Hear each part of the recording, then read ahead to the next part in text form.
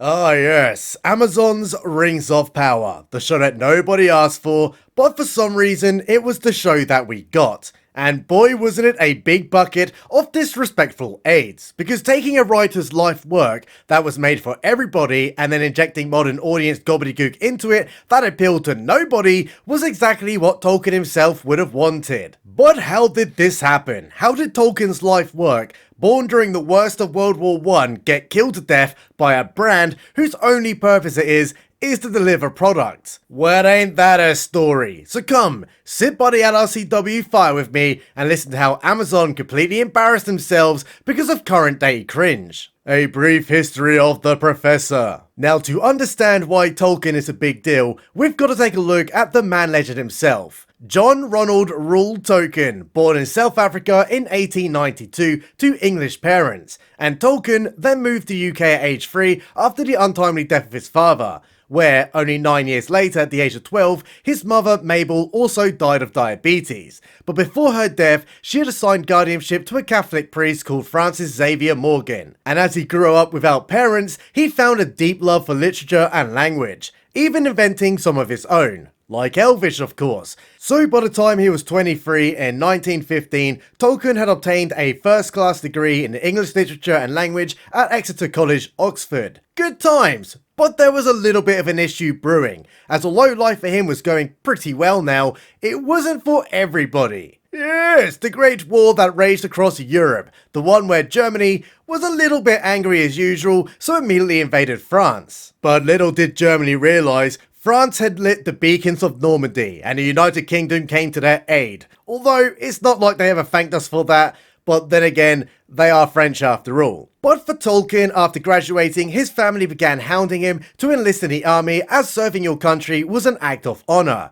and he did so, being shipped out to France in 1916, specifically to the Somme, one of the most deadliest battlefields in history. And fun fact about that one, Tolkien was there at the same time Hitler got shrapnel to the leg, and possibly got hit in the ball, and that's why he had one testicle. I mean, it's a shame it wasn't in the head, but then again, if that damn art school would have just accepted his application, then all of that 1940s art spaghettios would never have happened. Anyway, during the later period of October, Tolkien contracted trench fever and was taken back to England, which was just in time, as the battalion that he fought with was sadly nearly completely wiped out. And during his recovery back at home, Tolkien got to work on a little writing project that he had in mind. The Book of Lost Tales, that he started with the fall of Gondolin, which is commonly stated as an attempt to write a mythos for England. However, the evidence of whether that was actually true is a little bit shaky, but it doesn't matter as that book was abandoned after a while. But it was the very beginning of his creation that would take the world by storm. It was in 1930 when Tolkien, who is now a professor, wrote The Hobbit,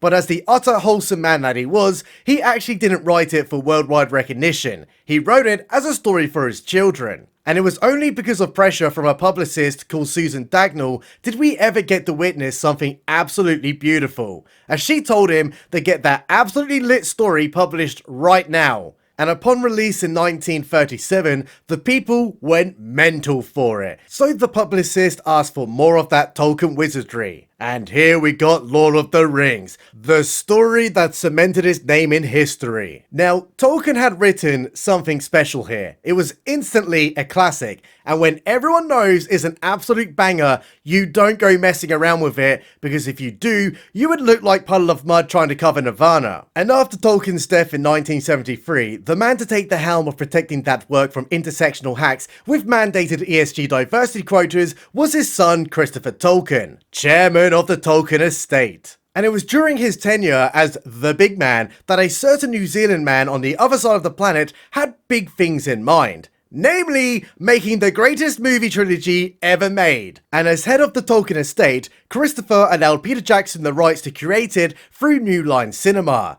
And boy wasn't it a masterpiece. Everyone loved Lord of the Rings. If they didn't, then they just sucked harder than Disney Star Wars. But Christopher wasn't happy with the end result, stating that Peter Jackson gutted the books and made it an action film for 15 to 25-year-olds. A harsh criticism, and in some ways, kind of justified, but in fairness to the cinema industry, trying to translate 1,178 pages into 3 films is a little hard, so kind of need to chop and change and also ensure that audiences are engaged with the right mixture of action and dialogue. But even with this criticism, no one was prepared for what happened next. The Hobbit trilogy. What a sad state of shite those films were. A soulless cash grab with zero passion, and nonsensical gobbledygook thrown in for the absolute sake of it. Like the whole elf-dwarf love story. What the fuck was that about? It was nothing but cringe. So that brings us up to the mid-2010s, a time where studios across the industry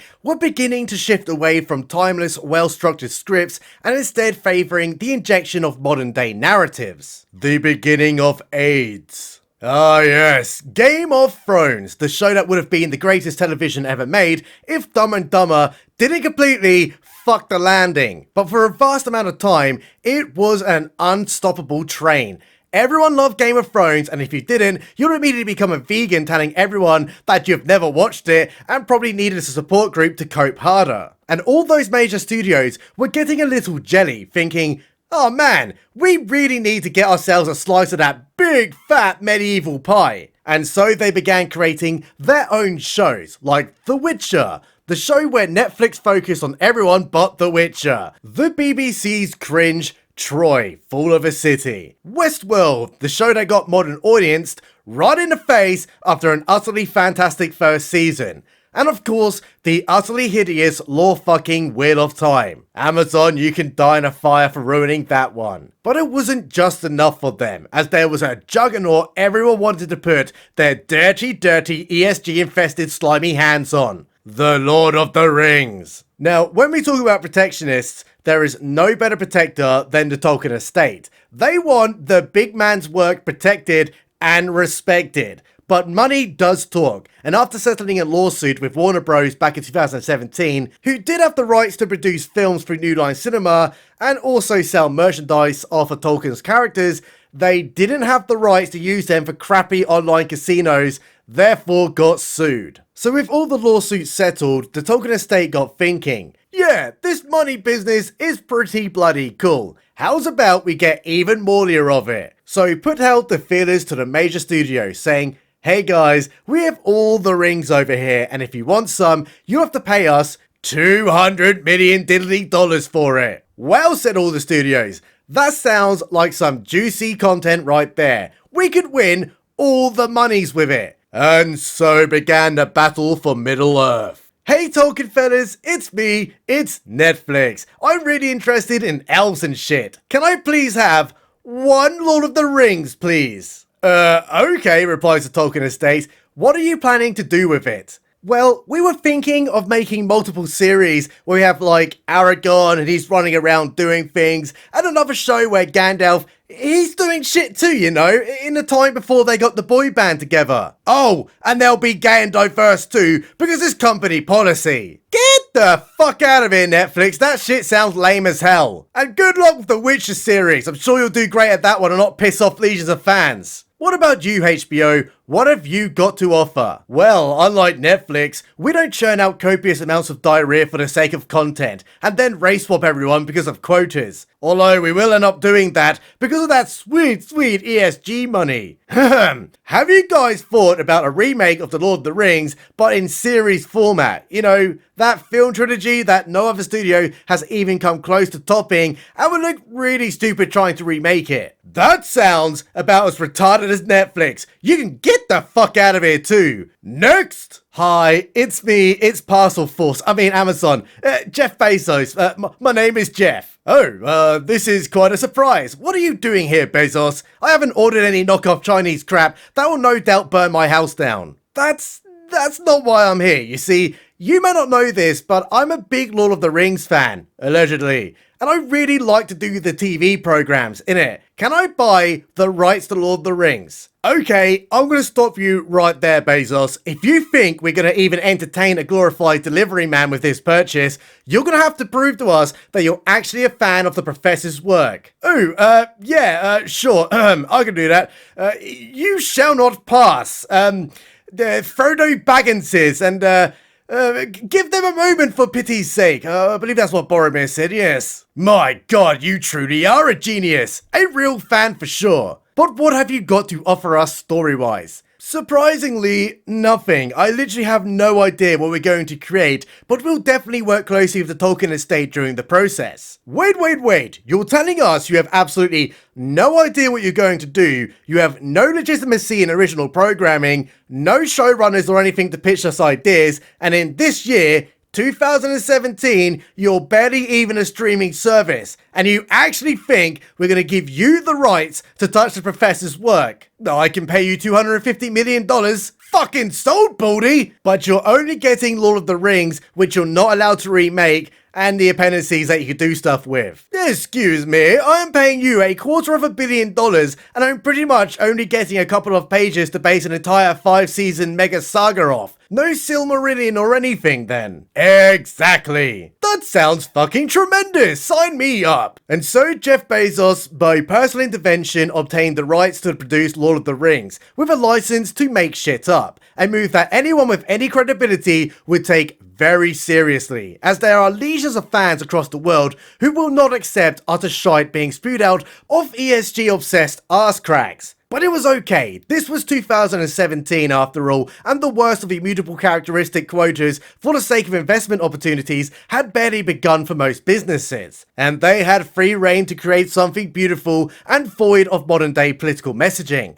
A story for the ages, something with the depth and passion that even Tolkien himself would be proud of. And not only that, Amazon could take their pick at hiring serious writers who would line the streets at a chance to do Professor justice. Yeah, like fuck, that's what happened. So Amazon gets scouting for showrunners, and it would not be hard to find passionate, experienced people to get this project off the ground. Not hard at all, right? Wrong! As although making wise business decisions may have got Jeff Bezos billions of dollars in the online retail market, it didn't translate to entertainment media. Hi, we're here for the job interview. Excellent, responds Bezos. We have a forklift driver position, a cage operator, and a toilet break monitor available. Each offer promotional prospects, and 3 days holiday per year. But if you fucking unionize, I will literally hit you both in the balls with a baseball bat. No, Mr. Bezos, we were talking about the Lord of the Rings. You were asking for showrunners. Oh yes, that. You didn't look the type to have any balls anyway. Well,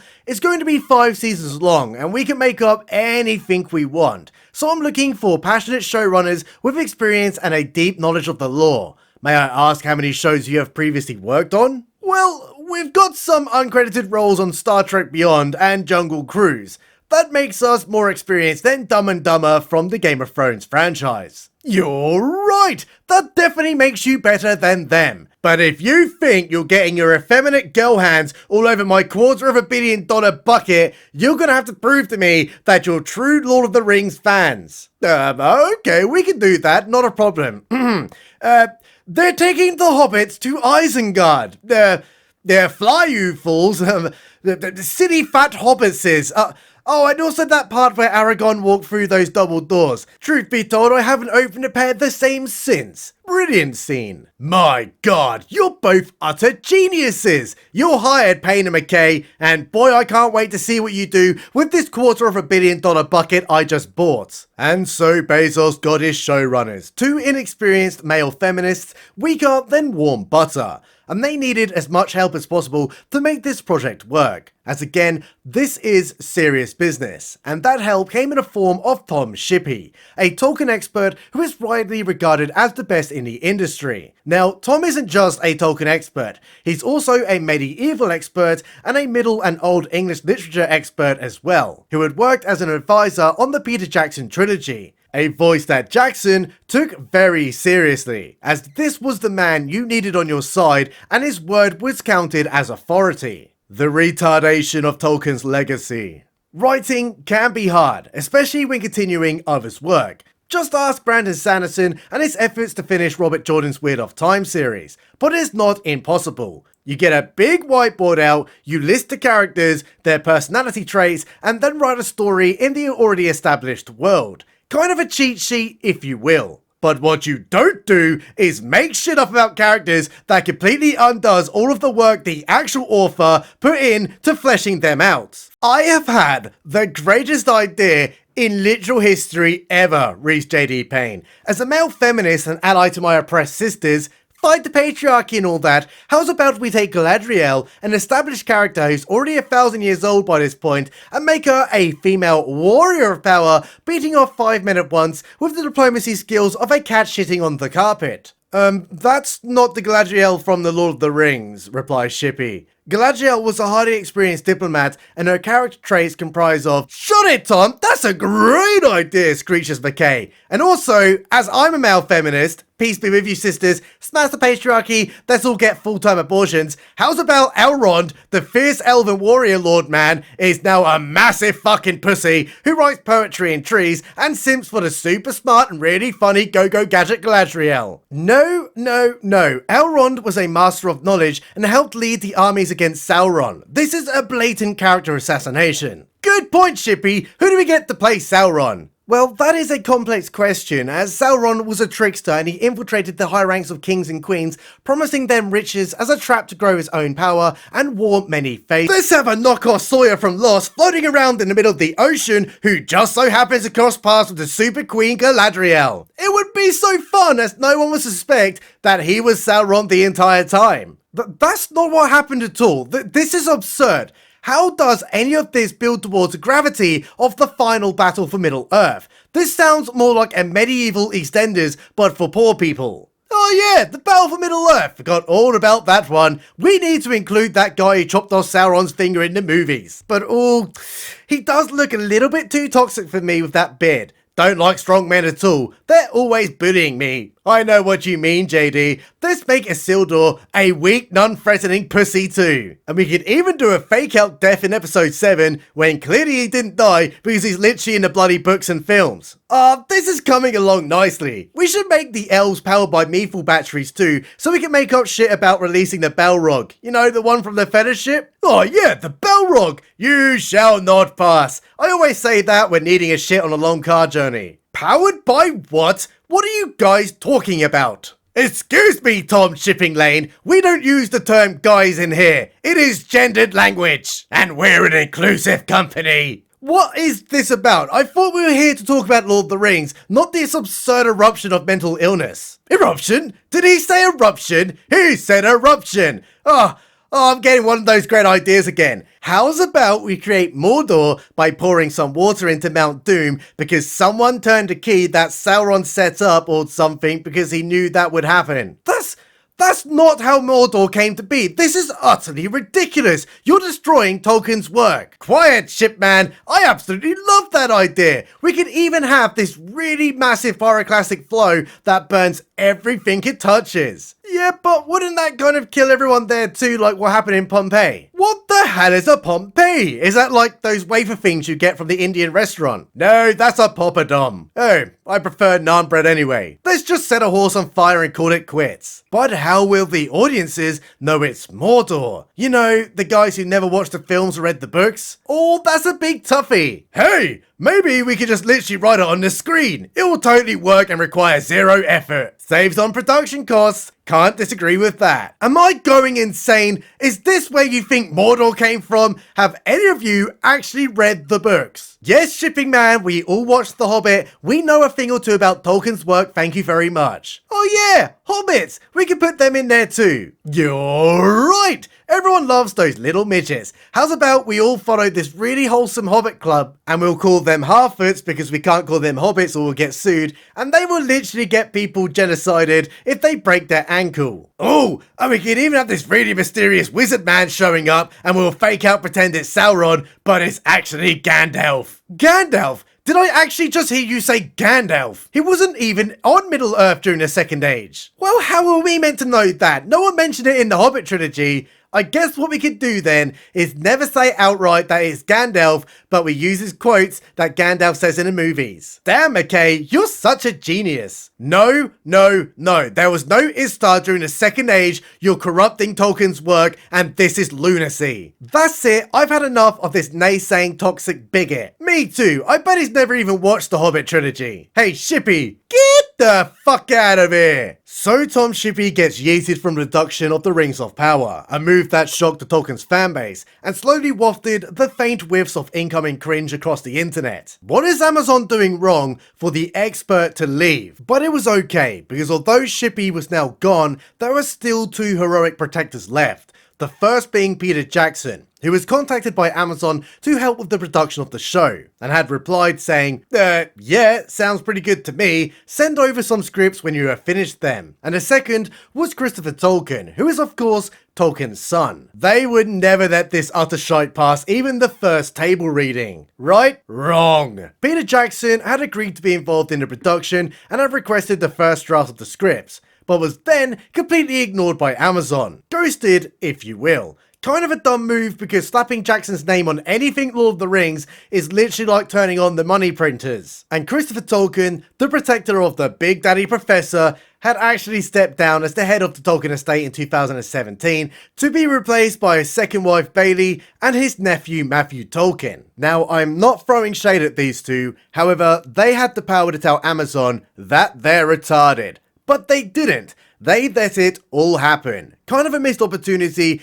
but there we go, because what came next severely damaged the reputation of Tolkien to audiences who may not be over familiar with his work. The promotion of AIDS. So Amazon get to work with the Rings of Power's production in early 2020, a time just before the totally freedom-loving democracies went absolutely mental, locking people into their homes, as well as sending them to concentration camps, putting felons into nursing homes, then printing loads of money, and, let me check my notes, creating apartheid states based on medical choices. Greatest time to be alive. But although delayed in production, come August 2021, Amazon had finally finished their precious little show, and while it was being edited and polished, they got to work with the press tour to drum up that interest. Now, usually when studios get paying the media shills to flog their shite, they tend to focus on the storyline, the characters within it, the relationship between co-stars, and generally the production process. But something had changed this time, as it was no longer 2019. This was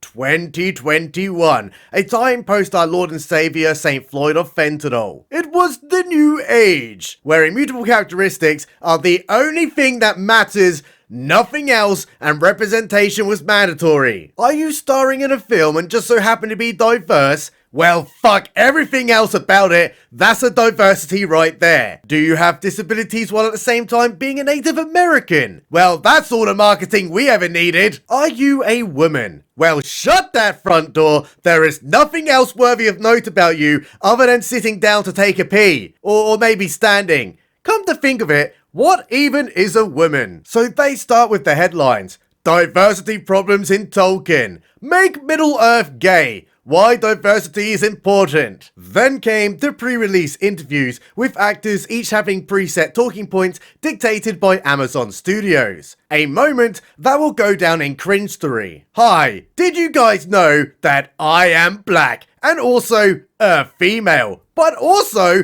I am diverse. No one has ever seen that before, and I proudly take the crown as the first female dwarf to ever be represented on the screen, because representation is all that matters. A female dwarf, I tell you. I am a female and a dwarf. Wait, excuse me, I am now getting a phone call. Hi, Deezer, it's me, Amazon. Yeah, so, it turns out you're not actually the first female dwarf. They had those in The Hobbit. But you are black though, maybe focus a bit more on that. My god, you're right! Yeah, so as I was saying, I'm the first black person ever, and I'm also a dwarf. But let me tell you more about how I'm also a female, but also black at the same time, because being black is the most important thing I've ever done in my life. You'll never understand how important I am for acting while having melanin in my skin. Did I also mention that I am black and diverse? Okay, so it turned out Deezer was very diverse and also a woman. And that Durin looked pretty gutted realizing his big break was actually a joke. But it's okay, maybe that's just teaser. Everyone else must be talking about the actual show, right? The characters, the plot lines, the world, and how much they respected Tolkien. Yeah, like fuck they were. Hey, so I'm gonna be playing an elf called Knockoff Legolas. Arondir. I have elf eyes and all that. But did I tell you that I am in fact diverse? And being included in this show means other diverse people can see me as a diverse man who may or may not be gay, no one knows, and they'll aspire to pretend to be me as an elf too. It's that important to everyone.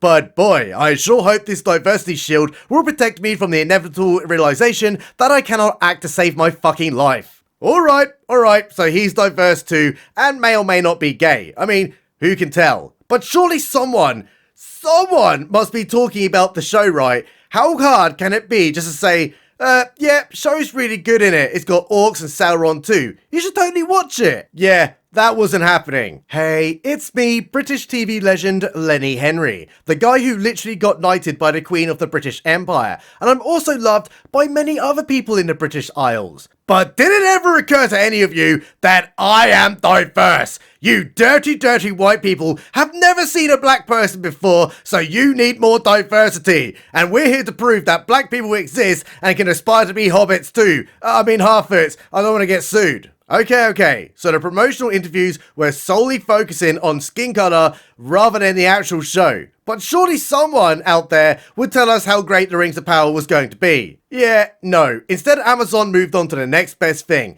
the promotional posters of Cringe, like man-spreading Galadriel, nun-threatening Elrond, possible homosexual Granny Celebrimbor, Giga Chad Elf King, and of course, Simp Man. It was so good, everyone was going to love the show. But that's not all they actually did, as Amazon had one trick left up their sleeves to truly win all the monies. Something no one had ever thought of before. The use of cringe-fluencers from Instagram. And they paid them money to watch a teaser trailer that Amazon paid them to watch and told them what to say about a show they created so they could tell everyone on Instagram what Amazon told them to say. Yeah, I love the trailer that Amazon paid me to watch. Galadriel is super smart and really funny. I can't wait for it to be released so I can watch the entire show and see all the representation and diversity of Middle-earth, like sub-Saharan African hobbits and all that in it. I have always loved J.K. Tolkien's work, especially the Hobbit trilogy. I definitely agree with that pre-planned talking point. And as a gay diverse super fan of Power on the internet who watched about 2.5 minutes of a trailer, I really love the diversity of skin color I saw too. And I really want to sleep with Sauron. I can change him. Now to Amazon, that was a surefire way to win all the monies. Everyone loves the internet and everyone loves influencers from Instagram that no one has ever heard of. So it'd work, right? Everyone is now going to watch it. Wrong! The backlash was beyond brutal and also quite hilarious. The people of Middle-earth were furious that a bloke who sells shite on the internet and flies dildo spaceships into space was actively ruining the works of one of the most notable writers in history of the entire world. And even worse, these were not the only cringe-fluencers that they had hired, as Amazon had actually done this in multiple countries. We had Spanish influencers, Italian influencers, and even German superfans. But one eagle-eyed viewer did notice something that was a little bit off. One of them was sending us a message that it was better to piss up against the wall than to watch this utter train wreck. So Amazon, after uniting the entire internet in hatred for what they were doing, delisted the video, and then according to some reports, straight up deleted it. But the damage was already done. And so was the trailer to the actual show, one of the most disliked trailers ever witnessed on the planet, and even more, the comments were scathing. The recurring theme was a quote from the professor himself. Evil is not able to create anything new. It can only distort and destroy what has been invented or made by the forces of good. And that was until the comments mysteriously all disappeared. So maybe for Amazon, it was time to do a quick rethink of this entire show. Maybe do a few rewrites and reshoots, and then edit a little bit more in post, as the customers really don't look happy right now. No, there was no stopping what was to come. Amazon could no longer go back to the drawing board as the premiere date was arriving. September the 2nd, 2022, and the world was waiting for it, including Jeff Bezos' son, who, as an actual Tolkien fan, said, "Dad, don't fuck this up." Well, someone better get calling child services, because oh boy, what came next was explosive Ebola AIDS. Millions of people lined the streets to watch. It would be the greatest thing on the planet, leaving a legacy of world peace. No more wars. No more enslaved African children extracting resources for ESG-obsessed companies. No more French people. Every race, religion and gender were about to join together in harmony. And you know what, audience? It fucking worked. Hands across the world grasped onto one another, and opposing sides began hugging and settled their differences. Because what they had just witnessed was the biggest part of donkey diarrhea ever released on the planet. What the fuck was that? Why are all the male characters a bunch of pussies? Why is Go-Go Gadget Galadriel a midget, the actual villain in the show? And why are the hobbits a bunch of murderous psychopaths? And how did that pyroclastic flow not kill everyone to death? Amazon had angered the world, and quickly the reviews started piling in, trashing the show. Some focused on the blatant disrespect of Tolkien's work, others for the absolute dire script, and then there were those who saw straight through the political messaging narrative, something Tolkien would have absolutely loved. MAGA Republican self-landers, they took her jobs. Strong, independent, literal yes queens who get blinded and tell everyone that it's a secret while wearing a fucking blindfold. Yeah, great work hiding that one, mate. And inside Amazon, it was an utter meltdown. Not only did acquiring the rights to Tolkien's work cost them $200 million, but each episode cost them on average between $60 to $100 million, making it the most expensive show in history, totaling around $1 billion of those dollars. So they get to work deleting comments across the board on their IMDb page that they own and on their Prime service, as they weren't about to let a bunch of dirty paying customers give them honest feedback. And even I, Let's Review Cat Writing, gave a piece of my mind to a Prime review that contained no swearing or any defamatory comments, instead focused solely on the show. But mysteriously, my comment got deleted and I got an email stating that I had violated community guidelines. It was an utter shit show, and it was made worse by the fact one of their star Cringe influencers was asked whether or not she's actually watched the show yet and responded with a big fat no, because it turned out she was too busy watching House of the Dragon. Yeah, real big super fan right there. So then came the next defense tactic deployed by Amazon. All you dirty consumers are actually a bunch of racists. Even going as far as to get the original cast of the Jackson movies to also start insulting the paying customer. Because remember, audience, the only benefit to using mandated diversity quotas in the real world is to weaponize it against the detractors who actually just want a good show. It was an endless shit beam of insults and derogatory statements from a company who should have just left Tolkien's legendary work alone and continued to deliver a product. And for months it continued as they turned their washing machine dial to max spin cycle, telling everyone via the paid shills that the show was an unmitigated success. Everyone loved it! We got so many views and you should watch it too or you're a bigot! But deep down, Amazon knew they had done goofed up. No matter how hard they tried to stay otherwise, they had the numbers. Like the fact only 37% of the viewers actually finished watching the first season, which for the most expensive show ever made, and about Lord of the Rings that already has a worldwide massive fan base, was absolutely dire for them. So they get thinking of what to do next. How can they get the customer that they mercilessly insulted to watch the second season? Well, the first was by changing Definitely Not Hellbrand Sauron's character trait.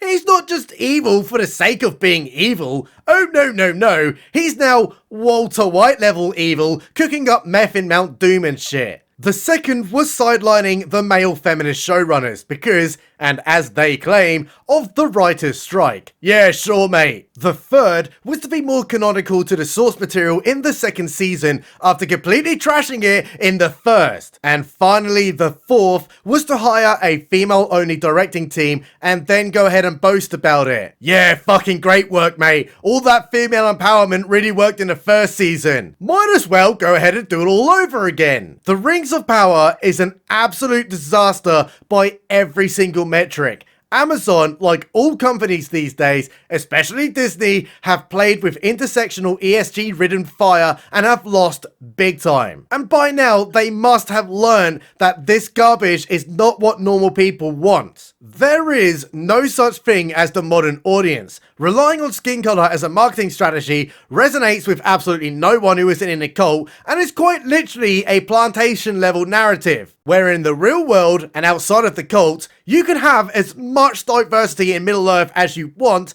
as long as it actually makes sense, and isn't a sole selling point. You can even have as many females of power you want, as long as that also makes sense. You can even take liberties with Tolkien's work, as long as that also makes sense and adds value to the world that a better man has created. And worst of all, everyone in the industry knows this doesn't work, but they keep doing it for investment that will lower profits, therefore lower investments at the same time. It's just an endless shit barrage of, hey look, melanin levels, check out the gender on that one. Doctor Who be gay now! We are living in the dying embers of a civilization that focuses on what divides us rather than unites. And Amazon, you fucking suck, but I'm actually really looking forward to season 2 because I'm going to be there to ride that shitstorm. Big shout out to my Patreon boys and guys. Taylor J, Stephen P, Bill Blake, the wonderful Mr. Wolf, Andy W, ConspiracyQuery.net, Hetzer J, Ryan C, and of course, the Mighty Pen. Subscribe button.